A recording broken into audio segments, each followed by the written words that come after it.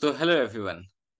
आज हम लोग बात करेंगे फाइलेरिया को लेकर। फाइलेरिया से क्या क्या परेशानी होती है और उन स्टेजेस को कैसे पहचानें और उसके हिसाब से कैसे इसका इलाज करें। आप लोगों ने पहले भी काफी मेरे वीडियो देखे हैं, जैसे कि फाइलेरिया के जांच क्या क्या होते हैं, फाइलेरिया के इलाज कैसे होता है, अगर माइक्रोफाइलेरिया अगर पॉजिटिव आ जाए तो उसका कैसे इलाज करें। जो गमका मेडिकल में जो माइक्रोफाइलेरिया पॉजिटिव आता है, जिसमें पेशेंट को कोई लक्षण नहीं होता, फिर भी माइक्रोफाइलेरिया का टेस्ट पॉजिटिव आ जाता है, तो उसको कैसे ठीक करें। लेकिन इस वीडियो में हम लोग खास बताएंगे जिनको हाथी पांव हो रहा है या किस स्टेज में उनका हाथी पांव है। इसको लेकर मैंने ये वीडियो बनाया है, इसको ध्यान से देखें। लास्ट में मैं कुछ जरूरी इंपॉर्टेंट आपको सुझाव भी दूंगा, जिससे करने से आपका हाथी पांव पहले से काफी ठीक हो सकता है। तो अब मैं आपको दिखा रहा हूँ कि हाथी पांव में क्या क्या लक्षण आते हैं। जैसे कि आप मेरे पीछे देख रहे हैं, दो पेशेंट्स हैं जिनका हाथी पांव है, जिसमें इसमें खासकर एक फाइंडिंग ये होती है कि अक्सर ये किसी एक पांव को इन्वॉल्व करता है, दाहिना या बायां। रेयरली, कभी कभी हम लोग दोनों पांवों में भी देखते हैं, जैसे कि आप दूसरे फोटो में देख रहे हो। तो उसमें कॉम्प्लिकेशंस क्या क्या देखते हैं, इसमें हम लोग कॉम्प्लिकेशंस देखते हैं अल्सर्स का हो जाना। जैसे कि आप देख रहे हो, बार बार अल्सर्स का हो जाना, चमड़े से पानी का निकलना, ये बहुत कॉमन कॉम्प्लिकेशंस रहता है। कभी कभी जब फाइलेरिया के अटैक आते हैं तो पूरा चेहरा, पूरा जो ये चमड़ा जो होता है लाल हो जाता है, तेज बुखार, ठंड के साथ बुखार आता है, और इससे पानी जो है लीक करने लगता है, पानी बिल्कुल टपकने लगता है, और ऐसे घाव हो जाते हैं। इसके अलावा बहुत फाउल स्मेलिंग डिस्चार्ज भी आने लगता है, क्योंकि स्किन फोल्ड जो रहता है काफी डीप रहता है, वहां पर साफ सफाई करने में भी मुश्किल होता है। तो ये इसके कुछ कॉम्प्लिकेशंस हैं। इसके अलावा हम लोग इसका इलाज कैसे कर सकते हैं, दवाइयां तो देते ही हैं, लेकिन इसके अलावा एक हाइजीन को मेंटेन करना होता है। और जो भी इसके जो फाइलेरिया के कीटाणु के जो इंट्री लीजन्स हैं उसको साफ करना होता है। एक्सरसाइज और मसाज बहुत इंपॉर्टेंट होता है। पाँव को ऊपर उठा के रखना, एलिवेशन ऑफ फुट, ये एक इम्पॉर्टेंट है। और पेशेंट के हिसाब से, उनके हिसाब से उसके जूते को बनाना चाहिए, ताकि वो दिक्कत ठीक हो।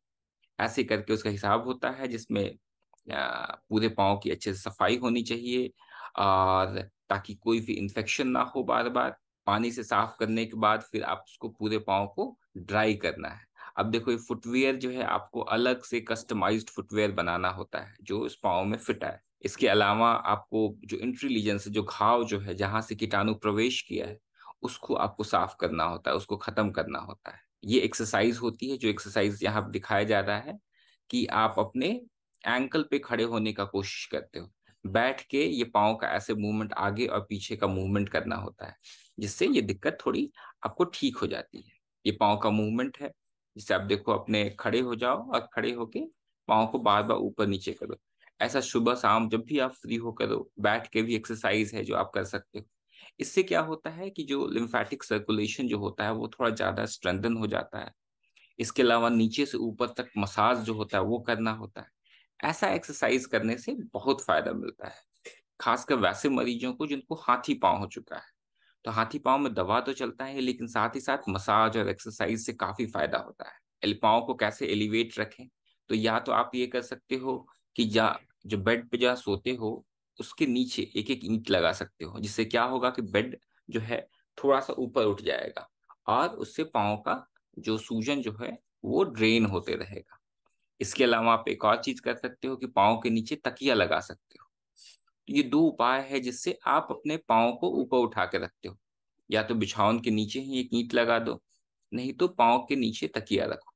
इससे पाँव ऊपर उठा रहेगा और लिम्फ की सर्कुलेशन जो है ना, ग्रेविटी से थोड़ी नीचे आते रहेगी। अब इसमें काम करना है तो काम कैसे कर सकते हो, तो इस तरह, ये तरह का कुछ प्रोसेस है जिसमें आप काम भी कर सकते हो और एक्सरसाइज भी कर सकते हो।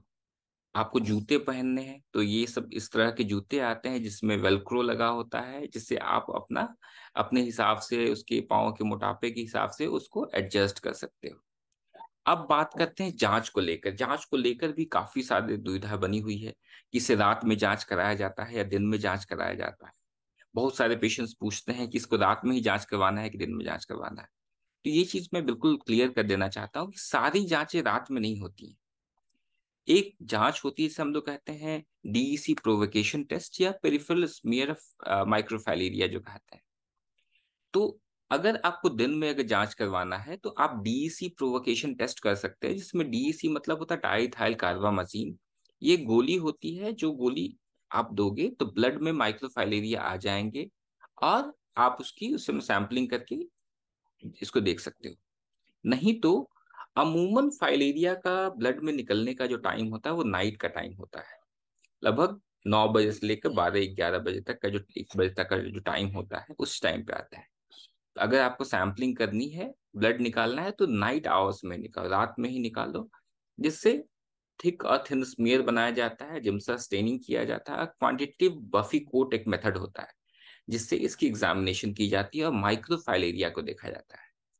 तो सिर्फ यही जांच रात को होती है, लेकिन अगर आप चाहो तो दिन में भी ये जांच करवा सकते हो। डीईसी की गोली देने के आधा घंटे के बाद अगर सैंपलिंग लोगे तो भी ये जांच हो सकता है। अब बात करते हैं दूसरे जांचों को लेकर। तो एक होता है एंटीजन डिटेक्शन मेथड, जो कि अमूमन अगर आप विदेश जा रहे हो, जैसे गमका मेडिकल जो होता है, उसमें ये एंटीजन एंटीबॉडी की जांच की जाती है। बहुत लोगों को बिना लक्षण के भी ये एंटीजन पॉजिटिव आ सकता है, क्योंकि ऐसा नहीं है कि जिनको भी ये इन्फेक्शन हुआ है उनको बीमारी हो ही। शुरुआती स्टेजेस में लक्षण नहीं आते हैं, लेकिन ब्लड में ये टेस्ट पॉजिटिव आ सकते हैं। तो ऐसे पेशेंट्स आते हैं तो पूछते हैं कि मुझे तो कोई लक्षण ही नहीं है, लेकिन फिर भी मेरा टेस्ट पॉजिटिव क्यों आ रहा है। इसका यही कारण होता है क्योंकि आपका जो ब्लड में माइक्रोफाइलेरिया पॉजिटिव आ गया है, तो आपको दिक्कत तो नहीं है, लेकिन आप ये बीमारी दूसरे को जरूर फैला सकते हो, क्योंकि मच्छर अगर आपको काटेगा तो आपका माइक्रोफाइलेरिया लेकर वो दूसरे को फैला सकता है। इसीलिए दूसरा कोई देश जो है ना, ये जांच करके देख लेता है कि ये बीमारी मेरे देश में तो नहीं फैले। इसके अलावा एंटीबॉडी की जांच की जाती है, जो आईजीजी और आईजीएम के मेथड से होता है। इसकी अल्ट्रासाउंड से भी जांच जांच की जाती है। अगर पाँव की जांच करके देखोगे तो फाइलेरियल डांस साइन होता है, जो अल्ट्रासाउंड में दिखाता है, जो एडल्ट वॉर्म्स को दिखाता है, एडल्ट जो कीड़े जो होते हैं उसको दिखाने के लिए लिम्फेटिक्स में इस साइन को देखकर ये कंफर्म किया जाता है कि हाँ ये फाइलेरिया हो सकता है। इसके अलावा पीसीआर भी होता है। आप लोगों ने कोरोना में सुना होगा, कोरोना में कोविड का हम लोग आरटीपीसीआर करते थे। उसी तरह से आरटीपीसीआर फॉर फाइलेरिया भी होता है। ये नई कुछ जांचें हैं जो इसमें होती है। इसके अलावा कुछ इनडायरेक्ट मेथड्स होते हैं, जैसे कि अगर आप सीबीसी की जांच करवाते हैं, जिसे कंप्लीट ब्लड काउंट कहते हैं, उसमें अगर ईस्नोफीलिया बढ़ा हुआ और आईजी बढ़ा हुआ, तो भी इसे मान लिया जाता है कि ये फाइलेरिया हो सकता है, और फाइलेरिया की तरह इलाज भी किया जा सकता है। अब हम लोगों ने जान लिया कि फाइलेरिया में लक्षण क्या होते हैं, इसके स्टेजेस क्या क्या होते हैं, इसकी जांच कैसे करवाई जाती है, इसमें कॉम्प्लिकेशंस क्या हो सकते हैं, इससे बचाव कैसे किया जा सकता है, इसको कम कैसे किया जा सकता है। अब जानते हैं कि फाइलेरिया का आखिर इलाज कैसे होता है। तो सबसे इम्पोर्टेंट जो कुछ दवाइयां जो होती है ना फाइलेरिया के इलाज में, कुछ दवाइयां ऐसी होती हैं जो बड़े कीड़े एडल्ट वर्म्स पे काम करती हैं। कुछ दवाइयां ऐसी होती हैं जो माइक्रोफाइलेरिया पे काम करती हैं। हम लोग जो दवाइयां देते हैं इन्हीं का मिश्रण देते हैं, ताकि एडल्ट वर्म्स भी खत्म हो जाए और माइक्रोफाइलेरिया भी खत्म हो जाए, ताकि बीमारी हमेशा के लिए खत्म हो जाए। कुछ स्टेट्स में, इंडिया में काफी सारे ऐसे स्टेट्स हैं जहां पे सरकार मास ड्रग एडमिनिस्ट्रेशन करवाती है, मतलब सब लोगों को दवाइयां खिला देती हैं, क्योंकि वहां पे फाइलेरिया होने का रिस्क काफी ज्यादा होता है। इस साल में हर साल खिलाया जाता है। तो आप अगर वैसे एरिया पे हैं जहाँ पे फाइलेरिया काफी ज्यादा होते हैं, अपने गांव शहर में देख सकते हो, अगर आपको फाइलेरिया के मरीज दिख रहे हैं, तो ये दवा आप हर साल खा सकते हो। सरकार ये दवाई फ्री में देती है। लेकिन ये अगर कोई फाइलेरिया का मरीज मेरे पास आता है, या कोई माइक्रो फाइलेरिया के मरीज आते हैं एंटीजन टेस्ट लिए हुए, भले ही उनको लक्षण ना हो लेकिन माइक्रो फाइलेरिया का टेस्ट पॉजिटिव हो, उनका गमका मेडिकल क्लियर ना हो रहा हो, वैसे भी मरीज आते हैं। या कोई मरीज आते हैं जिन्हें सिर्फ हाइड्रोसील हो, या सिर्फ जिन्हें पेशाब दूध जैसा हो रहा हो, या पाँव में सूजन हो, या हाथों में सूजन हो, या ब्रेस्ट में सूजन हो, तो हम लोग ये दवाइयां देते हैं। अब ये दवाइयां हैं क्या? पहली दवाई है जिसे हम लोग कहते हैं डाइथाइल कार्बामाजिन। ये अलग अलग ब्रांड नेम से आते हैं, जैसे डीसी फोर्ट हो गया, बेनोसाइड फोर्ट हो गया, हेट्राजन फोर्ट हो गया, ऐसे नाम से दवाइयां आती हैं। इस दवाई का डोज होता है 6 mg पर केजी बॉडी वेट। मतलब अगर मान लो अगर आप 50 किलो के हो तो आपको 300 mg लेना होता है। तो अगर 150 mg की गोली है तो 2 गोली आपको लेनी होगी सुबह शाम। अगर 100 mg की गोली है तो आप उसे 3 बार ले सकते हैं, सुबह, दोपहर और रात को ले सकते हो। अब दूसरी दवाई है डॉक्सीसाइक्लिन। डॉक्सीसाइक्लिन एक ऐसी दवाई है जो एक एंटीबायोटिक होता है। अब एंटीबायोटिक का एक पैरासिटिक इन्फेक्शन में क्या काम? तो इसका काम ये होता है कि ये जो पैरासिटिक वर्म जो होता है, ये बैक्टीरिया तो है नहीं, ये एक वर्म है, मतलब पैरासाइट है। और डॉक्सीसाइक्लिन एक एंटीबायोटिक होता है। एंटीबायोटिक पैरासिटिक इन्फेक्शन में तो काम नहीं करेगा, लेकिन ये दूसरे ढंग से काम करता है। दरअसल ये जो पैरासाइट है, फाइलेरिया का जो पैरासाइट होता है, जो इसके कीटाणु होते हैं, ये एक बैक्टीरिया के साथ अच्छा संबंध बना के दोनों आपस में फायदा रखते हैं, इसे सिम्बायोटिक रिलेशनशिप कहा जाता है, वैसे बना के साथ में रहते हैं। और इससे देखा गया है कि अगर उसके साथ जो कीटाणु, जो बैक्टीरिया है, अगर उसको हम लोग खत्म कर दें, नष्ट कर दें, तो ये कीटाणु भी, जो वर्म्स है, वो भी मर जाता है। इसीलिए हम लोग डॉक्सीसाइक्लिन देते हैं। डॉक्सीसाइक्लिन का डोज है 100 mg ट्वाइस डेली, और इसे हम लोग 4 से 6 हफ्ते तक देते हैं। अब बात करते हैं अल्बेंडाजोल पे। अल्बेंडाजोल एक ब्रॉड स्पेक्ट्रम, एक एंटी पैरासिटिक ड्रग है, जो फाइलेरिया में भी काफी इफेक्टिव है। आइवरमेक्टिन 12 mg की गोली आती है, इसे भी दिया जाता है। इसे सिर्फ आप एक बार दे सकते हो, अल्बेंडाजोल की गोली भी एक बार दे सकते हो, लेकिन हर 6 6 महीने पे आप इसको रिपीट करते रहना होता है, ताकि एडल्ट वर्म्स और माइक्रोफाइलेरिया दोनों पे ये काम करे। आइवरमेक्टिन माइक्रोफिलेरिया पे काफी अच्छा काम करता है, इसीलिए हम लोग इसे काफी दिनों तक भी देते हैं कुछ केसेस में। वहीं जो डाइथाइलकार्बामाजिन है, ये भी माइक्रोफाइलेरिया पे काफी अच्छा काम करता है। तो ये दवाओं का कॉम्बिनेशन से हम लोग फाइलेरिया का इलाज करते हैं।